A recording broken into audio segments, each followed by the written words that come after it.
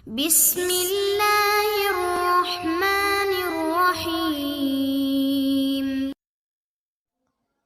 اعوذ باللہ من الشیطان الرجیم، بسم اللہ الرحمن الرحیم۔ عزیز طلبہ کرام، آج ہم اصول الفقہ المظفر حصہ دوم کا سبق نمبر 38 پڑھنے جا رہے ہیں، اور آج انشاءاللہ ہم بیان کریں گے اپنی بحث کے دوسرے مقام کو۔ چونکہ ابتدا میں ہم نے اپنی بحث کو دو حصوں میں تقسیم کیا تھا، ایک ہم نے امر اضطراری کے حوالے سے گفتگو کی، اور اب ہم کرنے جا رہے ہیں امر ظاہری کے حوالے سے اپنی بحث کو، اور اب ہم بیان کرنے جا رہے ہیں امر ظاہری کے حوالے سے اپنی گفتگو کو۔ فرماتے ہیں کہ کیا امر ظاہری امر واقعی سے مجزی ہوتا ہے یا مجزی نہیں ہوتا؟ یہ ہمارا بنیادی سوال ہے، گویا کہ ہماری بحث کا عنوان ہے۔ فرماتے ہیں اس بحث کو سمجھنے کے لیے یہاں چند نکات کو بیان کرنا ضروری ہے۔ پہلا نکتہ یہ ہے کہ اصولیوں کے نزدیک حکم واقعی اور حکم ظاہری کے دو طرح کے معنی ہیں، یعنی جب بھی حکم واقعی یا حکم ظاہری کا اطلاق کیا جاتا ہے تو اس سے دو طرح کے معنی مراد لیے جاتے ہیں۔ ان دو معنی میں سے یہاں ہماری مراد کون سا ہے؟ فرماتے پہلا معنی یہ کہ حکم واقعی سے مراد وہ حکم ہے جو ادلہ اجتہادیہ سے ثابت ہو، اور حکم ظاہری سے مراد وہ حکم ہے جو ادلہ فقاہتیہ سے ثابت ہو۔ جیسا کہ ہم نے اس کی تعریف پہلے بھی بیان کی تھی، جب ہم نے اصول الفقہ حصہ اول کے ابتدائی مقدمہ جب ہم نے بیان کیا تھا، وہاں پہ ہم نے اسی تعریف کو بیان کیا تھا کہ حکم واقعی جو ادلہ اجتہادیہ سے ثابت ہو، اور حکم ظاہری جو ادلہ فقاہتیہ سے ثابت ہو۔ یہ ہو گیا اس کا پہلا معنی۔ اس کا دوسرا معنی یہ کہ حکم واقعی سے مراد وہ حکم ہے جو لوح محفوظ میں ثبت ہو اور تمام انسانوں کے لیے ثابت ہو، یعنی چاہے اس میں عالم ہو، چاہے اس میں جاہل ہو، چاہے اس میں مسلمان ہو، چاہے اس میں کافر ہو، چاہے مرد ہو یا عورت ہو، یعنی تمام انسانوں کے لیے جو حکم جو کہ لوح محفوظ میں ثبت ہو چکا ہے، وہ اس کو ہم حکم واقعی کا نام دیں گے۔ اور مقابلے میں حکم ظاہری کیا آ جائے گا؟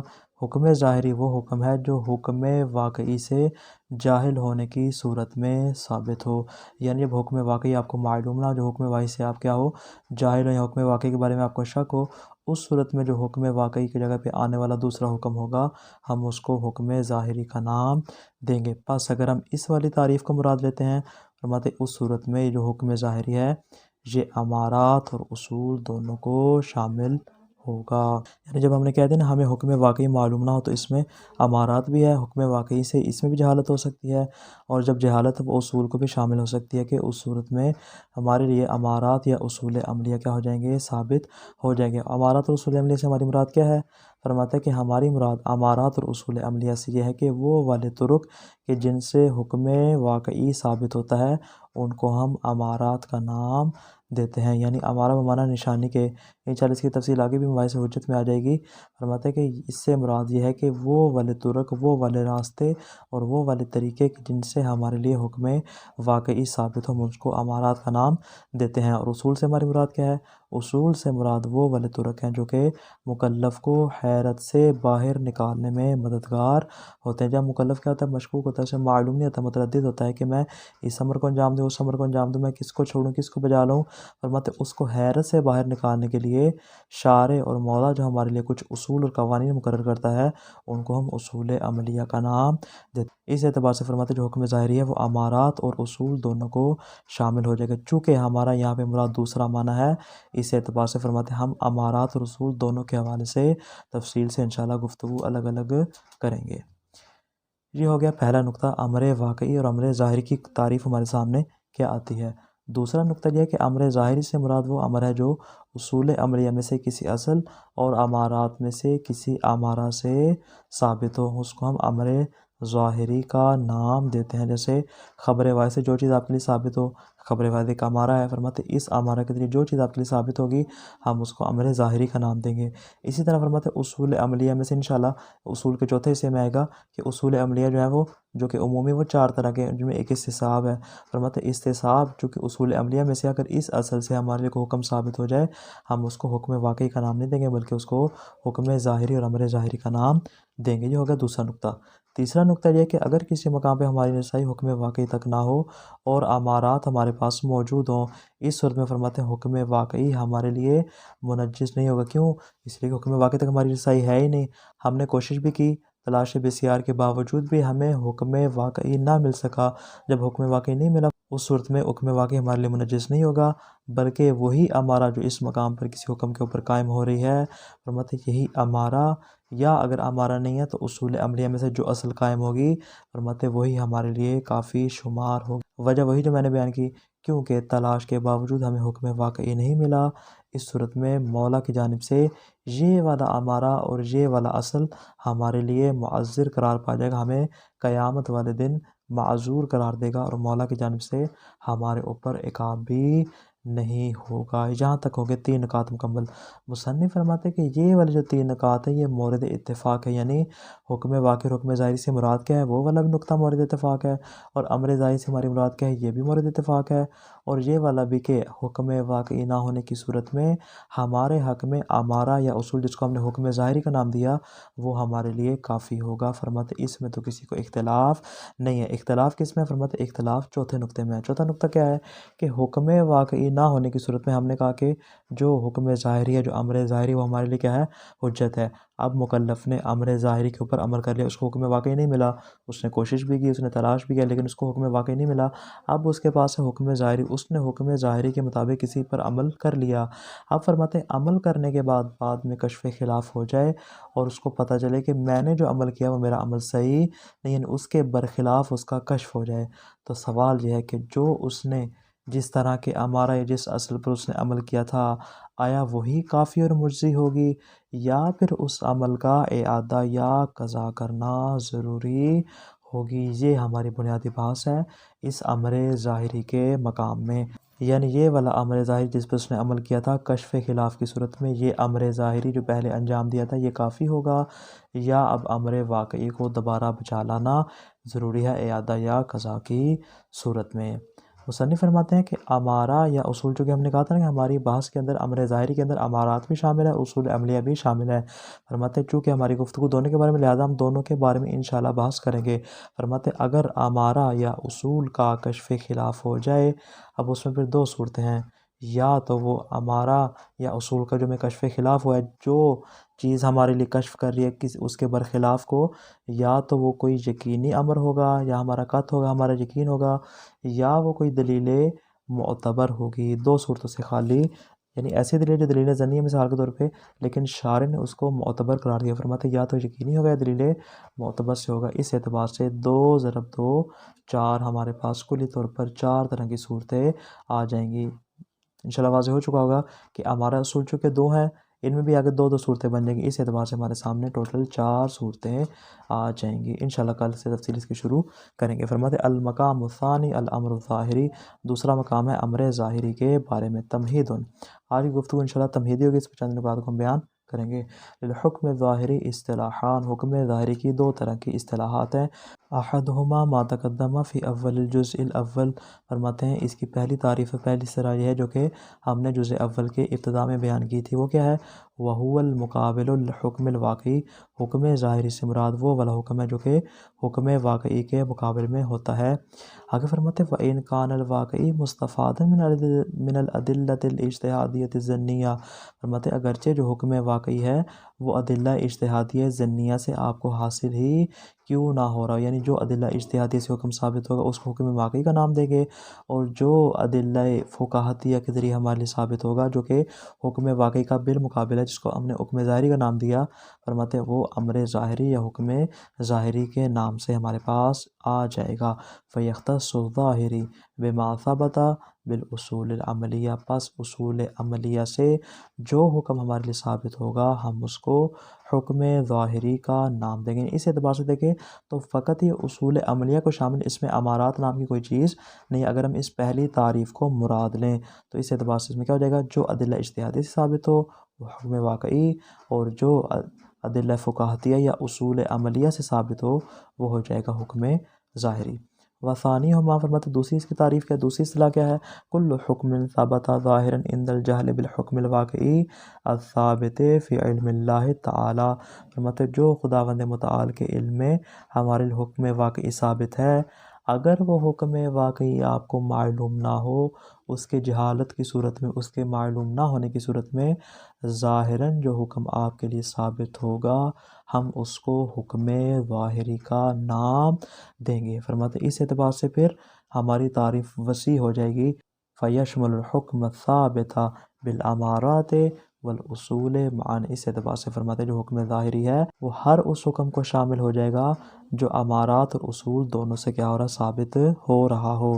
فیکون الحکم الظاہری بالمعنی الثانی اعم من الاول، اس اعتبار سے جو حکم ظاہری کا یہ دوسرا معنی ہے پہلے والے معنی کی نسبت کیا ہو جائے گا، عام ہو جائے گا، زیادہ افراد کو شامل ہو جائے گا۔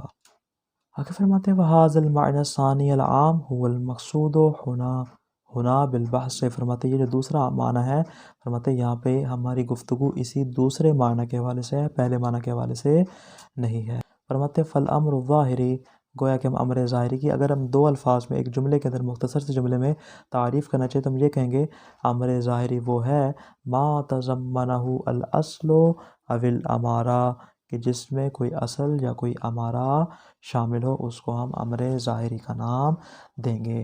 ثم انہ لا شک فی ان الامر الواقعی فی موردی الاصل والامارہ، فرماتے پھر اس میں کوئی شک نہیں کہ دونوں مقامات میں، اصل کے مقام پہ پھر امارہ کے مقام پہ جو امر واقع ہمارے سامنے ہے، فرماتے ہیں غیر منجز علی المکلف، مکلف کے لیے منجز نہیں ہوتا، یہ مکلف کو اس کی تکلیف نہیں دی جاتی، اس کے حق میں اس کی تنجیز نہیں ہوتی، بلکہ کیا ہوتا ہے، بلکہ فرماتے ہیں چونکہ امر واقع اس کو معلوم نہیں ہے اصل اور ہمارا دونوں مورد میں، لہذا فرماتے ہیں امر ظاہر اس کی جگہ لے لے گا۔ یعنی کیا مطلب، بمعنی انہ لا عقاب علی مخالفتہ بے سبب العمل بالامارت والاصل، کہ اگر کوئی شخص اصل یا امارہ کے اوپر عمل کرتا ہے، فرماتے اس عمل کی وجہ سے چونکہ اس نے امر واقع کی مخالفت کی اور امر ظاہری کے اوپر عمل کیا ہے، فرماتے اس عمل کی بنا پر امر واقعی کی مخالفت کی وجہ سے اس کے اوپر کوئی عذاب نہیں ہوگا۔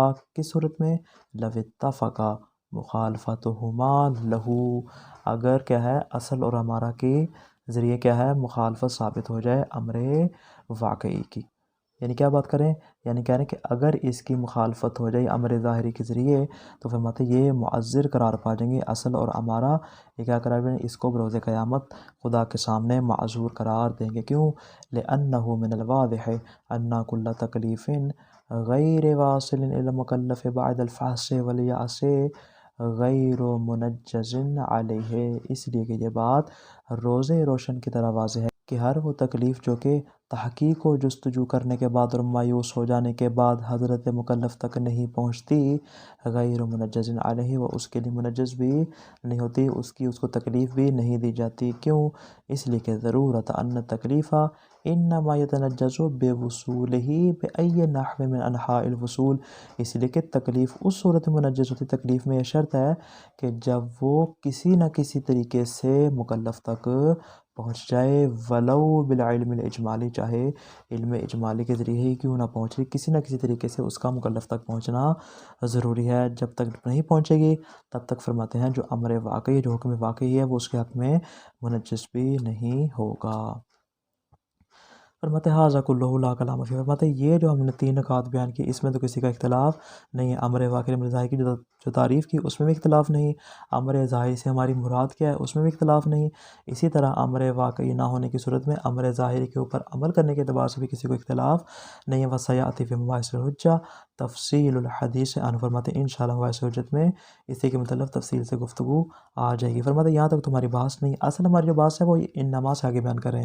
فرماتے ہیں وَإِنَّمَا الَّذِي يَحْسُنُ أَن نَبْحَثَ عَنْهُ هُنَا فِي هَذَا الْبَابِ، فرماتے ہیں اس باب میں جس چیز کے بارے میں ہم نے بحث کرنی ہے، گفتگو کرنی ہے، وہ کیا ہے، ہوا ان الامر الواقعی المجہول لو انکشف فیہ بعد ذلك خطأ الامارۃ او الاصل وقد عمل المکلف حسب الفرض على خلافه اتباعا للامارۃ الخاطئۃ او الاصل المخالف للواقع۔ فرماتے ہیں ہماری بحث یہ ہے کہ جو امر واقعی مجہول ہے، جو اس کو معلوم نہیں ہے، امر واقعی معلوم نہ ہونے کی صورت میں، چونکہ ہماری بات اسی بارے میں کہ امر واقعی اس کو معلوم نہیں، اس نے امر واقعی نہ ہونے کی صورت میں اس نے کیا کر لیا، امر ظاہری کے اوپر عمل کر لیا۔ لو انکشف فیہ، فرماتے اگر منکشف ہو جائے بعد ذالک، امر ظاہری پر عمل کرنے کے بعد اس کو معلوم ہو جائے کیا، خطأ الامارۃ او الاصل، امارہ اور اصل کے غلط ہو جانے کا اس کو انکشاف ہو جائے، اس کو علم ہو جائے۔ وقد عمل المکلف حسب الفرض علی خلافہ، اور جو اس نے پہلے عمل انجام دیا چونکہ امر ظاہری کے اعتبار سے اسی امارہ اور اسی اصل کے مطابق عمل کیا ہے، فرماتے ہیں اب اس کے اوپر عمل کرنے کے بعد اگر کشف خلاف ہو جائے، فرماتے ہیں کہ قد عمل المکلف حسب الفرض علی خلافہ، اور مکلف نے کیا کیا ہے؟ اسی حکم واقعی کے برخلاف عمل کیا ہے۔ کیوں؟ اتباعا للامارۃ الخاطئۃ او الاصل المخالف للواقع، کیونکہ اس نے اس امارہ یا اس اصل کے اوپر عمل کیا ہے جو کہ حقیقت میں کیا تھی؟ حکم شرعی کی مخالف شمار ہوئی۔ گھما پھرا کے بعد کی بات ہوئی ہے کہ اس نے اس حکم ظاہری پر عمل کیا، بعد میں اس کو معلوم ہوا کہ یہ امر ظاہری امر واقعی کے برخلاف تھا۔ سوال یہ ہماری بحث سے ہے، فہل یجب علی المکلف امتثال الامر الواقعی فی الوقت اداءً وفی خارج الوقت قضاءً، کہ آیا مکلف کے اوپر دوبارہ نئے سرے سے امر واقعی کا امتثال کرنا واجب اور ضروری ہے؟ کس صورت میں؟ اگر تو اس کا وقت باقی ہے تو بطور ادا کے اس کا اعادہ کرے، اگر تو فرماتے ہیں اس کا وقت موجود نہیں ہے تو بطور قضا کے اس کا اعادہ کرے۔ آیا اس کے اوپر اعادہ واجب ہے؟ او انہ لا یجب شیء علیہ، یا اس کے اوپر کوئی بھی چیز واجب نہیں ہے، بل یجزئ ما اتی بہ علی طبق الامارۃ او الاصل ویکتفی بہ، بلکہ وہی امر مجزی ہوگا جو اس نے امارہ یا اصل کے مطابق انجام دیا تھا، ویکتفی بہ، اور اسی کے اوپر اکتفا کیا جائے گا۔ آگے فرماتے ثم ان العمل علی خلاف الواقع کما سبق، فرماتے اب جو اس نے حکم واقع کے برخلاف عمل کیا ہے، تارتن یکون بالامارہ، یا تو امارہ کی وجہ سے ہوگا، و اخری بالاصل، یا اس نے اصل کی وجہ سے عمل کیا، کیونکہ ہم نے کہا دو صورتیں ہماری، یا امارہ کے اعتبار سے اس نے عمل کیا ہوگا یا اس نے اصول عملی میں سے کسی اصل کے مطابق عمل کیا ہوگا۔ ثم الانکشاف علی نحوین، جو اس کو خلاف واقع حاصل ہوا ہے اس میں بھی دو صورتیں ہیں، انکشاف علی نحو الیقین و انکشاف بمقتضی حجت معتبرہ، یا تو اس کو بطور یقین کے برخلاف کا علم ہو جائے، یا اس کو کسی حجت معتبرہ کے ذریعے کیا ہو جائے؟ اس کے برخلاف کا انکشاف ہو جائے۔ پس اس اعتبار سے چونکہ انکشاف کی بھی دو صورتیں ہیں اور خود اس امارہ اور عمل بھی دو طرح کے ہیں، فرماتے فہذہ اربع صور، پس ہمارے پاس کلی طور پر چار طرح کی صورتیں آ جائیں گی۔ والاختلاف البحث فی هذه الصور مع اتفاق صورتین منہما فی الحکم وہما صورت الانکشاف بحجت معتبرۃ مع العمل علی طبق الامارۃ ومع العمل بمقتضی الاصل، فرماتے ہیں کہ اس اعتبار سے کہ ان صورتوں میں چونکہ بحث ہماری مختلف ہے، لہٰذا فرماتے ہیں کہ ہم ہر ایک صورت کو انشاءاللہ الگ الگ بیان کریں گے، البتہ فرماتے ہیں مع اتفاق صورتین منہا فی الحکم، فرماتے ہیں ان چار صورتوں میں سے دو صورتیں ایسی ہیں کہ جن میں حکم جو ہے وہ ایک ہی جیسا ہے۔ کون کون سی دو صورتیں؟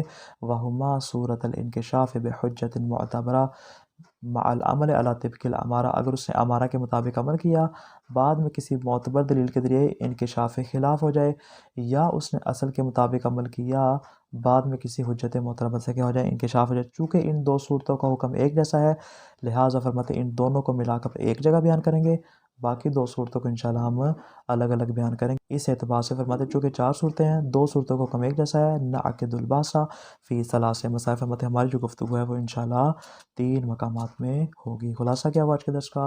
حکم واقع اور حکم ظاہری کے دو معنی بیان ہوئے، ان میں سے دوسرا معنی ہماری مراد ہے امارات سے مراد وہ طرق جن سے حکم واقعی ثابت ہوتا ہے، اور اصول سے مراد وہ اصول اور وہ اصل اور وہ بنیادیں ہیں جو مکلف کو حیرت سے باہر نکالنے میں مددگار ثابت ہوتی ہیں۔ اگر حکم واقعی تک رسائی نہ ہو تو فرماتے ہیں امارات یا اصول ہمارے لیے کافی ہوں گے، اور یہ حکم واقعی ہمارے حق میں منجس بھی نہیں ہوگا، ہمارے اوپر اس کی تکلیف بھی لازم نہیں ہوگی۔